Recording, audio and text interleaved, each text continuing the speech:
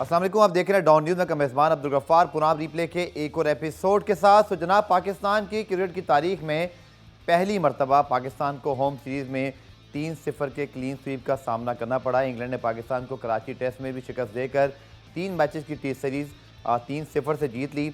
और पाकिस्तान में जब इंटरनेशनल क्रिकेट की बहाली हुई तो लोग बहुत खुश थे कि हमें ऑस्ट्रेलिया, इंग्लैंड और फिर न्यूजीलैंड को होस्ट करना है। लेकिन ये खुशी भी तकरीबन जो है वो मायूसी में बदल गई है। इस चीज़ की खुशी ज़रूर है कि पाकिस्तान में टीमें आई हैं, लेकिन जो शिकस्तें पैदर पे पाकिस्तान को हो रही हैं, पाकिस्तान के फैंस मायूस हैं। और आप देखिए कि नेशनल स्टेडियम कराची में इतना बड़ा शहर, लेकिन इस टेस्ट मैच को देखने के लिए बहुत कम तादाद में लोगों ने ग्राउंड का रुख किया। सो चैलेंज पाकिस्तान क्रिकेट के लिए बहुत हैं, बहुत सारे सवालात हैं सिलेक्शन पर, टीम मैनेजमेंट पर, कप्तानी पर, इंडिविजुअल परफॉर्मेंसेस पर। और इससे बात करने के लिए हमारे साथ मौजूद होंगे आज के शो में पाकिस्तान के सीनियर स्पोर्ट जर्नलिस्ट एंकरियाकार मिर्ज़ा इकबाल बेग साहब। उनसे जानेंगे कि पाकिस्तान को जो तहसील में शिकस्त हुई इसके क्या बुनियादी अवामिल हैं और अब हमें इसको रेक्टिफाई कब करना है, क्योंकि बहुत कम मार्जिन है। पाकिस्तान न्यूजीलैंड सीरीज़ भी 27 तारीख से शुरू हो रही है। पाकिस्तान को 3-0 शिकस्त हुई। पाकिस्तानी फैंस बहुत मायूस हैं और परेशान हैं कि अब न्यूजीलैंड सीरीज़ में क्या होगा। पाकिस्तान के सीनियर स्पोर्ट जर्नलिस्ट, तजियाकार, स्पोर्ट्स एंकर मिर्ज़ा इकबाल साहब ने हमें ज्वाइन किया। मिर्ज़ा साहब, बहुत शुक्रिया ज्वाइन करने के लिए। पाकिस्तानी फैंस तो सर बहुत खुश थे कि ऑस्ट्रेलिया आ रहा है, फिर न्यूजीलैंड, फिर इंग्लैंड आएगा, लेकिन पैदर पे शिकस्तों ने पाकिस्तान टीम को, फैंस को मायूस किया। इस हवाले से बात करेंगे, उनसे रब्ता दोबारा बहाल करने की कोशिश करते हैं कि पहले आपको पैकेज दिखाते हैं जनाब। पाकिस्तान को तारीख में पहली मरतबा होम सीरीज पर 3-0 की क्लीन स्वीप का सामना करना पड़ा, जहाँ बैट्समैनों के ऊपर काफ़ी सवालात हैं। बॉलर्स की भी जो सिलेक्शन है, जो कारकर्दगी है, जो कॉम्बिनेशन हमने समाया, उसने पाकिस्तान टीम मैनेजमेंट पर, सिलेक्शन कमेटी पर बड़े सवालात उठा दिए। मिर्ज़ा इकबाल भाई हमारे साथ मौजूद हैं। इकबाल भाई, हम तो बहुत खुश थे कि पहले ऑस्ट्रेलिया फिर इंग्लैंड आ रहा है, लेकिन लोग तो बहुत शदीद मायूस हो गए और अब तो ये टेंशन है कि न्यूजीलैंड के खिलाफ सीरीज में क्या होगा। देखिए, पाकिस्तान क्रिकेट बोर्ड ने जो स्ट्रेटेजी प्लान की और टीम मैनेजमेंट के साथ मिलकर अब्दुल गफ्फार, वो ये थी कि इनको शिकस्त का खौफ था। दिफाई हिकमत अमली इख्तियार की और उस दिफाई हिकमत अमली का खमियाजा हमें क्या भुगतना पड़ा कि 4 test matches on a trot हार गए। एक ऑस्ट्रेलिया के खिलाफ लाहौर टेस्ट और 3 इस सीरीज के टेस्ट। तो आप बताएं, जब ऑस्ट्रेलिया की टीम आई हम तवक्को कर रहे थे कि सपोर्टिंग विकेट्स बनेंगी जिसपे फास्ट बॉलर्स के लिए भी मौके होंगे, स्पिनर्स के लिए भी होंगे, बैट्समैनों के लिए भी होंगे। लेकिन ऑस्ट्रेलिया के खिलाफ पहली पिच ऐसी बना दी रावलपिंडी की कि रन्स के अंबार लग गए। फिर कराची टेस्ट में भी रन्स के अंबार लगे और लाहौर टेस्ट में ऑस्ट्रेलिया ने पाकिस्तान को हरा दिया। अब उससे भी हमने सबक नहीं सीखा कि इस सीरीज के जो 3 टेस्ट मैचेस थे, बाबर आजम कहते हैं कि जी हम टर्निंग ट्रैक बनाना चाह रहे थे। तो आप टर्निंग ट्रैक तो आपने बना लिया, लेकिन आपके पास क्या स्ट्रेंथ थी? 17 विकेटें अबरार अहमद ने लिए, 12 विकेटें जाहिद महमूद ने 2 टेस्ट में लिए। फिर क्या हुआ? तो मेरी समझ में नहीं आता। ये दरअसल इनकी जो इल प्लानिंग थी उसकी वजह से पाकिस्तान को ये दिन देखना पड़े, क्योंकि इनको डर था कि हम हार ना जाए। हार तो वैसे भी गए और एक नई तारीख रकम करा दी कि आज तक पाकिस्तान की सरजमीन पर कोई टीम 3-0 नहीं जीती है। तो मैं समझता हूँ, और फिर टीम का सिलेक्शन भी अब्दुल गफ्फार, जिस तरह से सब लोग कह रहे थे कि आप मोहम्मद रिजवान को आराम कराएं। किस किताब में लिखा है कि वो मुसलसल खेलता रहेगा? वो T20 का बड़ा जबरदस्त प्लेयर है, T20 खेलता है, उसके अलावा वो जो है वनडे खेलता है। अब टेस्ट में गुज़िश्ता 6 टेस्ट मैचेस की 12 इनिंग्स में मोहम्मद रिजवान ने 262 रन बनाए। आप अंदाजा लगाएं, हाईएस्ट 46 है। तो क्या उसको आराम नहीं करा सकते थे? समझ में नहीं आता। लगता है ये टीम बाबर आजम और रिजवान मिलकर बनाते और कोई भी ड्रॉप होने को, कोई कप्तानी छोड़ने को तैयार नहीं है, कोई ड्रॉप होने को तैयार नहीं है। अब मुझे न्यूज़ अपडेट पे जाना है, क्विकली आंसर कीजिएगा, फिर आके तफसीली इकबाल भी बात करते हैं। अब न्यूजीलैंड की सीरीज़ आ रही है, कोई हम बेहतर एक्सपेक्टेशन रखें? और दूसरा, जैसे आपने कहा सिलेक्शन के ब्लंडर्स बेसिक ब्लंडर्स हैं, यानी आप T20 के प्लेयर टेस्ट में खिला रहे हैं, ऑलराउंडर आपके पास है नहीं, 7वें नंबर पर बैटिंग है। ये तो सिलसिला मुझे लगता ही टूटेगा। ये तो हमें तो चेंज की ज़रूरत है, लोग डिमांड कर रहे हैं। आप सही कह रहे हैं, लेकिन न्यूजीलैंड की टीम निस्बतन कमजोर टीम है एज कम्पेयर टू इंग्लैंड। वो इस कंडीशन में, चूंकि इंग्लैंड में बैट बॉल जो उन्होंने स्ट्रेटेजी बनाई ना अग्रेसिव, तो इंग्लैंड ने स्ट्रेटेजी उसकी डिफरेंट है। केन विलियमसन कप्तानी छोड़ चुके हैं, फिर टिम साउदी कप्तानी कर रहे हैं। तो मेरे ख्याल में न्यूजीलैंड के खिलाफ निस्बतन हमारी सीरीज जो है वो आसान साबित होगी एज कम्पेयर टू इंग्लैंड। चलिए, इकबाल भाई ने शुक्र है तसल्ली दी, वरना लोग तो परेशान है कि न्यूजीलैंड भी कहीं ऐसा आने लगा था। क्विक हमें ब्रेक में शामिल करना, कहीं मत जाइएगा। ब्रेक से इकबाल साहब से तफसीली बात करेंगे, इस पूरी सीरीज का पोस्टमार्टम करेंगे, हमारे साथ मौजूद रहेगा। तो लोग मायूस बहुत हैं, इसलिए हमने देखा कि कराची के टेस्ट में बहुत कम तादाद में शायकीन आए। इकबाल भाई, T20 के प्लेयर टेस्ट में खेल रहे हैं, वर्ल्ड कप में हमारे पास एक बॉलिंग ऑलराउंडर नहीं था, फिर हमने 4 डेब्यू करा दिए, फिर अबरार को खिलाया नहीं गया। मुझे तो लगता है सर बेसिक चीज़ें ही हमारी ठीक नहीं हैं। बिल्कुल आप सही कह रहे हैं। देखिए ना, इसकी जिम्मेदारी सिलेक्शन कमेटी पर आयद होती है। पेड सिलेक्टर है और उनके साथ जो सिलेक्शन कमेटी में जो लोग हैं वो भी मुख्तलिफ प्रोविंशियल एसोसिएशंस के हेड कोचेज है, सारे पेड है। और जिम्मेदारी आयद होती है मोहम्मद वसीम पर, जो कि चीफ सिलेक्टर है, 11 लाख रुपए से ज्यादा ले रहे हैं। तो आप मुझे बताएं ना, टीम का कॉम्बिनेशन क्या है? एक तरफ कह रहे हैं हमने टर्निंग ट्रैक बनाए, मैंने आपको पहले बताया कि 17 विकेटें जो थी वो अबरार की, 12 जाहिद महमूद की और 4 नुमान अली की, और उसके बावजूद आप सीरीज हार गए। आपके स्पिनर्स ने ही तो काम किया ना। जो आप ट्रैक कह रहे थे कि हम स्पिनिंग ट्रैक बनाएंगे, तो अगर स्पिनिंग ट्रैक बनाकर भी आपके बैट्समैन नाकाम होते, मुझे लगता है ये सब अपने अपने रन्स करके आउट हो जाते। आप कल देखे किस तरीके से सऊद शकील स्वीप करते हुए आउट हुए, किस तरीके से बाबर आजम आउट हुए, 110 रन की पार्टनरशिप हो गई थी। तो मुझे लग यही रहा है कि पाकिस्तानी क्रिकेट टीम के प्लेयर्स अपनी पोजीशन बचाने के लिए खेल रहे, न कि वो टीम के लिए खेले, जिसकी वजह से आज हमें ये दिन देखना पड़ रहा है। इकबाल भाई से मैं बहुत कम ही आर्गुमेंट करता हूँ, जो कि इनका बड़ा तजर्बा है, लेकिन इकबाल भाई जो न्यूजीलैंड वाली सीरीज की आपने बात की, बात ये नहीं है कि वो हल्के हैं। मुझे तो लग रहा है पहले हम तो मजबूत हो जाएं, जो हमारी परफॉर्मेंस है इकबाल भाई। और आप देखेंगे हर टेस्ट में एक नया ब्लंडर, रावलपिंडी टेस्ट में 4 डेब्यू, मुल्तान में कुछ बेहतर टीम खिलाई, लेकिन फिर आप 3 बॉलर से मैदान में होते, चौथे आपके फ़हीम अशरफ थे। सर ऐसी हरकतों पे तो न्यूजीलैंड में नहीं भी शायद हमारा फ़ायदा उठा लेना है। मुझे तो ये डर है, इसलिए मैं आपसे ये आर्गूमेंट कर रहा हूँ। बिल्कुल आप सही कह रहे हैं। गिरी हुई टीम है ना हमारी, इस टीम को उठाना है। और गिरी हुई टीम में आप क्या सिलेक्शन करते, चेंजेस करते कि नहीं करते। अब ये बहाना बनाते हैं कि शाहीन शाह अफरीदी अनफिट है, ठीक है, माना अनफिट है, तो बाकी आपके पास कहाँ गए बॉलर्स? आपके बॉलर्स की फिटनेस का मसला है, क्योंकि आपके बॉलर ज्यादातर T20 के हैं। अब्दुल गफ्फार जो 4-4 ओवर्स कराते, आराम से 20 ओवर फील्ड में रहते।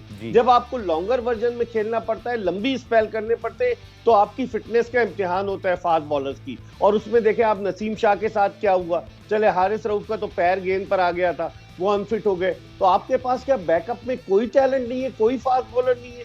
तो मैं हैरान होता हूँ। फ़हीम अशरफ को आप ले आए, कोई विकेट नहीं दी। फास्ट बॉलर ने तो आपने कोई विकेट नहीं दी। आपके जो दूसरा फास्ट बॉलर जिसने जो सियालकोट के, हाँ, मोहम्मद अली, उन्होंने भी कोई विकेट नहीं ली। तो आप किस तरह की परफॉर्मेंस देना चाह रहे हैं, मेरी तो समझ में नहीं आ रहा। अब देखें, आजकल में सुना है न्यूजीलैंड के खिलाफ सीरीज के लिए ऐलान होने वाला है, क्योंकि शायद नविश्ते दीवार पढ़ ले मोहम्मद वसीम के, कहीं उनकी छुट्टी ना हो जाए तो जाते जाते अलविदाई टीम का ऐलान ही करके चले जाएं। और न्यूजीलैंड ने अभी 2-3 दिन बाद आ जाना है। 26 दिसंबर से कराची में टेस्ट है, तो अब देखते हैं कि क्या स्ट्रेटेजी बनाते हैं। आज मैं देख रहा था कि पिच को बहुत ज्यादा पानी दिया जा रहा था नेशनल स्टेडियम कराची की। जब मैच खत्म हो गया तो क्या वो सीमिंग विकेट्स बनाएंगे? वहां टिम साउदी आपकी जान को आ जाएगा, ट्रेंट बोल्ट आपकी जान को आ जाएगा। करने क्या जा रहे हैं ये भी देखना पड़ेगा।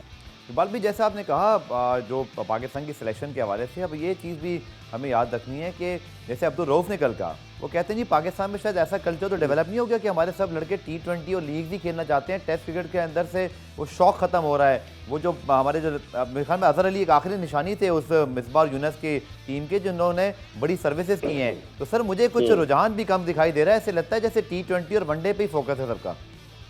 बिल्कुल आप सही कह रहे हैं। आप देखें ना, एमिरेट्स प्रीमियर लीग हो रही है, एक एक खिलाड़ी को 1.25 करोड़ के लगभग रुपए मिलेंगे।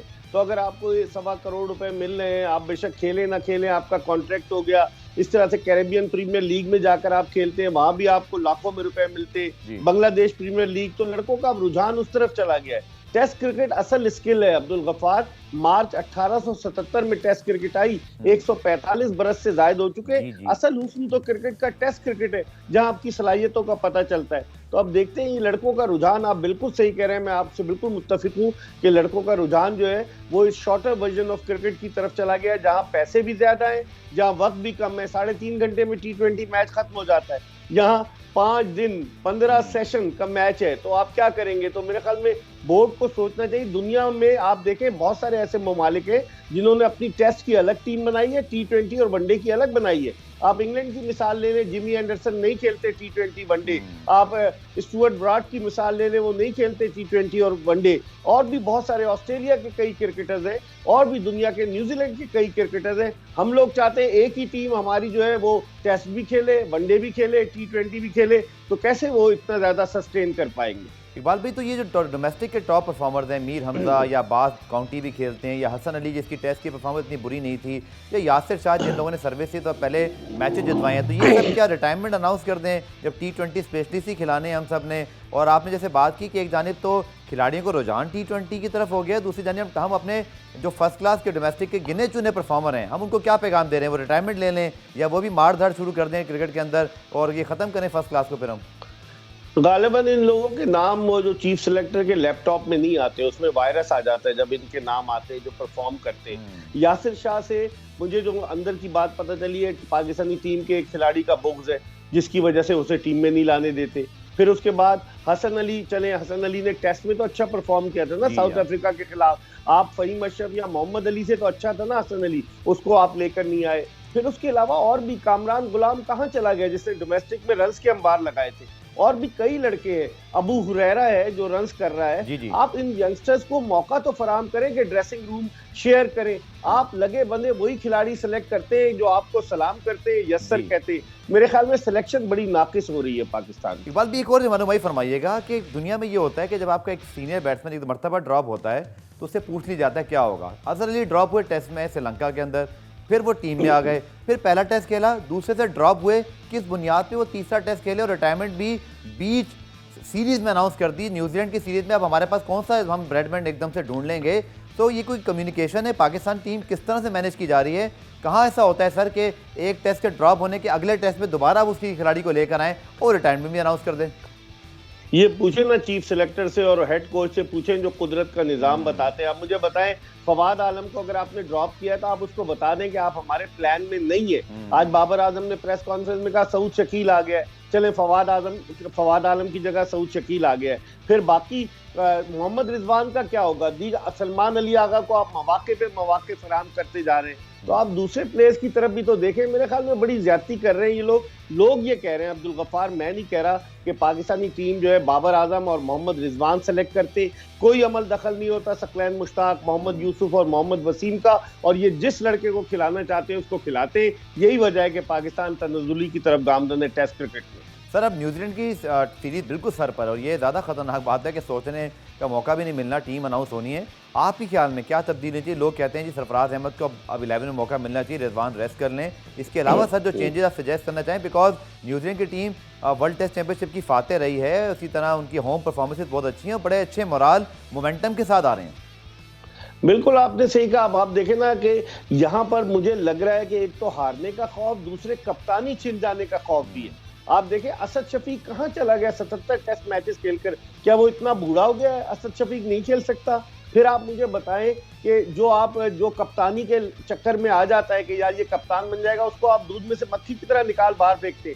शान मसूद को इंग्लिश काउंटी यॉर्कशायर ने कप्तान बनाया हुआ है। शान मसूद को आप खिला ही नहीं रहे थे, 2 टेस्ट मैचेस नहीं खिलाए उसको, और तीसरे टेस्ट में भी तो मजबूरन खिलाया जब इमामुल हक अनफिट हो गए। तो इसका मतलब है इन पर दबाव है, इन्हें खौफ है। अब ये चेंज क्या करे? मेरे ख्याल में इनिंग्स ओपन कराएं अब्दुल्ला शफीक और शान मसूद से। सरफराज को टीम में आना चाहिए, मेरी जाती राय यही है कि आप उसको एक दफा मौका तो दें। 49 टेस्ट मैचेस खेल चुका है, उसको आना चाहिए। अब देखें सिलेक्शन क्या करते हैं, फास्ट बॉलिंग में यकीनन तब्दीली करेंगे, स्पिन बॉलिंग के शोबे में क्या करेंगे ये भी देखना होगा। सर आखिर में बड़ी तब्दीली की बात सुनाई दे रही हैं, मीडिया रिपोर्ट्स हैं कि पीसीबी के टॉप मैनेजमेंट में तब्दीली के इम्कानात हैं, और अमीर राजा साहब कराची में तो मौजूद थे लेकिन बड़े मीडिया से एक दफ़ा फिर नाराज़ दिखाई दिए। वो कहते हैं जी मनफी रिपोर्टिंग हो रही है। और साबिक क्रिकेटर हैं, हम सब उनकी रिस्पेक्ट करते हैं, उन्होंने पाकिस्तान की वॉइस बने रहे हैं, लेकिन मायूसी हुई है लोगों को। उनके दौर में सर 3-0 की क्लीन स्वीप, ये बात हजम नहीं हो रही। बिल्कुल, आप रमीज राजा जब से चेयरमैन बने 13 सितंबर 2021 के बाद से, अब्दुल गफ्फार आपके साथ भी हमारे साथ भी आपने नोट किया होगा, उनका रवैया हर एक के साथ बिल्कुल मुख्तलिफ हो गया। ऐसा लग रहा था कि वो समझे कि मैं ताहयात पीसीबी का चेयरमैन बन गया हूँ। उन्हें चाहिए था कि जिस तरह वो पहले 13 सितंबर 2021 से पहले लोगों के साथ इंटरेक्ट करते उसी तरह से करते, लेकिन वो बादशाह सलामत बन गए। सच कहते थे मैं ज्यादा वक्त ज़ूम पर क्यूरेटर्स के साथ गुजारता हूँ, और पिचे ऐसी बन गई। हाँ, देख लें आप उनके साथ। और फिर वो उन्होंने एक नई रिवायत को जन्म दिया कि वो वीडियो पैगामात नश्र किया करते थे, कि वीडियो पर बात करते थे। अल्लाह खैर करे। मेरे ख्याल में अब हर उरूज राज़वाल ये कुदरत का कानून है। सकलैन मुश्ताक इसकी बिल्कुल तस्दीक करेंगे। तो अब मुझे लग रहा है कि रमीज़ राजा की जो कश्ती है वो इस वक्त शदीद भंवर में फंस चुकी है, और अब देखते हैं कि क्या होता है आइंदा आने वाले चंद दिनों में। बिल्कुल, आइंदा आने वाले दिनों में पीसीबी में अहम तब्दीलियों के इम्कानात ज़ाहिर किए जा रहे हैं, लेकिन जैसे इकबाल साहब ने कहा कि देखिए किसका दाव चल जाता है। बहुत शुक्रिया इकबाल साहब आपके तज़किये का। आपका प्रोग्राम में ब्रेक शामिल करते हैं। ब्रेक से वापस आकर जो अवामी रिएक्शन है इस शिकस्त पर और फिर बाबर आजम खुद क्या कहते हैं, उनका क्या पॉइंट ऑफ व्यू अभी आपको दिखाएंगे शॉर्ट कमर्शियल ब्रेक में।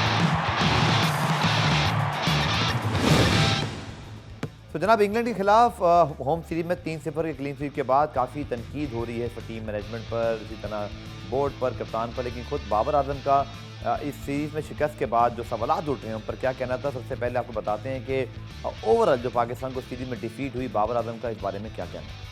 आपको जब ऐसी डिफीट होती है तो आप थोड़ा सा आपको दुख होता है, क्योंकि कुछ एक मैच या 2 मैच आपके अंडर थे, लेकिन आप उसको लूज़ कर गए। तो मैं भी अगर वो जीते होते शायद डिफरेंट सिनेरियो होता, डिफरेंट चीज़ें होती, लेकिन एज अ प्रोफेशनल आपको एक्सेप्ट करना पड़ेगा ये चीज़ें। और आप मेरे ख्याल से उनको क्रेडिट देना चाहिए इंग्लैंड टीम को, जिस तरह वो खेली हैं, जिस तरह उन्होंने डोमिनेट किया और जिस तरह उन्होंने बैटिंग में डिफरेंट तरीके से खेलें।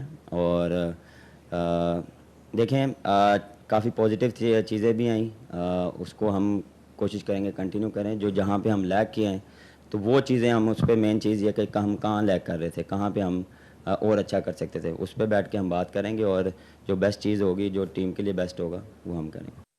तो बाबर का खुद अपनी कैप्टनसी के हवाले से क्या कहना है, क्योंकि उनकी अपनी इंडिविजुअल परफॉर्मेंस तो ठीक है, लेकिन टीम जो है वो मुसलसल 4 टेस्ट मैचेस होम सीरीज में हार गई। पहले ऑस्ट्रेलिया के खिलाफ 1 मैच हारे, फिर 3 यहाँ हार गए। और ओवरऑल पाकिस्तान जो है वो इस साल अगर आप देखें तो पहले पाकिस्तान को ऑस्ट्रेलिया के खिलाफ टेस्ट सीरीज़ में, फिर हम वनडे सीरीज़ जीते, लेकिन फिर T20 मैच हारे। फिर इंग्लैंड की टीम जब पाकिस्तान आई तो फिर पाकिस्तान को 4-3 से शिकस्त दी, और अब फिर टेस्ट मैच में उन्होंने पाकिस्तान को क्लीन स्वीप करके सीरीज़ अपने नाम की। बाबर का अपनी कैप्टनसी के सवाल पे क्या कहना था, आइए आपको दिखाते हैं। मेरे ख्याल से ऐसा कुछ नहीं है, और प्रेशर मैं इससे और इन्जॉय करता हूँ, और ना मेरी इस चीज़ से बैटिंग में फ़र्क पड़ता है और ना ही किसी चीज़ पे फ़र्क पड़ता है, बल्कि एक ऑनर की बात है। और इसमें जितना अपना बेस्ट मैं देता हूँ वो मेरे लिए और कंट्री के लिए कोशिश होती है कि वो की जाए, और सब चीज़ सामने रख के पहले पाकिस्तान और बाकी सब चीज़ें बाद में।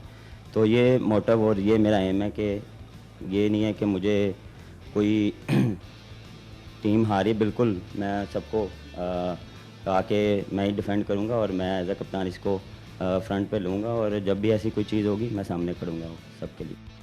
2 खिलाड़ी जिनका बड़ा जिक्र हो रहा है, फवाद आनंद चूँकि बड़े प्रोलिफिक जो है वो पाकिस्तान के डोमेस्टिक परफॉर्मर रहे, वापसी भी अच्छी की, 5 सेंचुरियाँ बनाई, लेकिन फिर उनको 2 या 4 मैचों की शिकस्त जो पाकिस्तान को हुई, और स्पेशली उनकी अपनी परफॉर्मेंस जो कि ऑस्ट्रेलिया और फिर श्रीलंका होम सीरीज में उनको यकसर स्क्वाड से ही बाहर कर दिया गया। फिर सरफराज अहमद जो कि डोमेस्टिक में भी अच्छा परफॉर्म कर रहे हैं, साबिक कप्तान है। मोहम्मद रिजवान की इस वक्त जो फॉर्म है उस पर भी सवालात उठ रहे हैं। जब बाबर से सवाल हुआ कि क्या सरफराज अहमद और फवाद आलम का टीम में कमबैक हो सकता है, उनका क्या जवाब था, आइए देखते हैं। जहाँ तक रही फवाद आलम की, वो थोड़ा सा स्ट्रगल कर रहे थे, और उनकी जगह जो आया साउथ स्किल, उसने परफॉर्मेंस दी है, और उसने देखें तीनों टेस्ट मैच में उसने परफॉर्म किया। तो ऑल्टरनेट हमने जो खिलाया था वो परफॉर्म कर रहा है। और जहाँ तक रही सैफ़ी भाई की बात, देखें रज़ी जो हमारा कंटिन्यू खेलता आ रहा था, क्योंकि हम अपोनेंट सीरीज़ थी हमारी, तो अगर एकदम चेंज कर देते, क्योंकि सैफ़ी भाई फर्स्ट क्लास के बाद टीम में आए और एकदम आप उनको खिलाएं, तो ये हमारा प्लान ये था कि हमारी जो बेस्ट जो खेलते आ रहे हैं वो फॉर्म में थे, तो हमने वो खिलाया। अभी बैठेंगे, डिस्कशन करेंगे, और जो बेस्ट होगा वो हम करेंगे। तो बाबर आजम कहते हैं कि एकदम से चेंज जो है नहीं कर सकते थे, और ये बात ठीक है। रिजवान वाकई गुज़िश्ता 2 साल से ना सिर्फ खेल रहे हैं बल्कि उनकी T20 में बड़ी आउटस्टैंडिंग परफॉर्मेंस है। वनडे और टेस्ट फॉर्मेट ऐसे हैं जहां पर वो स्ट्रगल कर रहे हैं, और शायद रेस्ट यहाँ बनता है।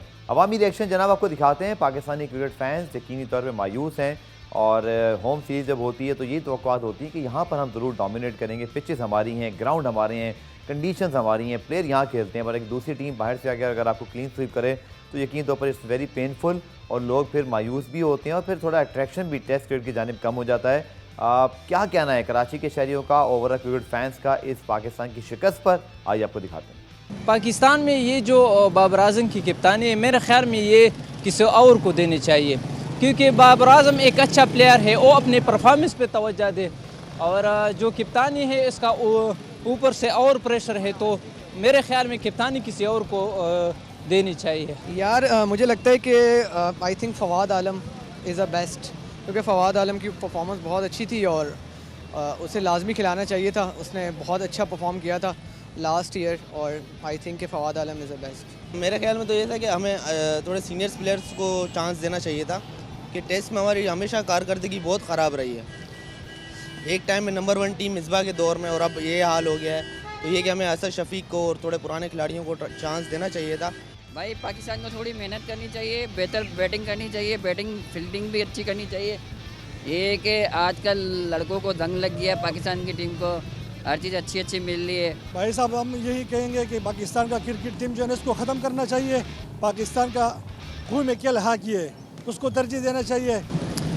इसमें तो सरफराज अहमद को जो है ना मौका मिलना चाहिए था, क्योंकि वो टेस्ट प्लेयर भी बहुत अच्छे हैं और उसको मौका मिलना चाहिए था।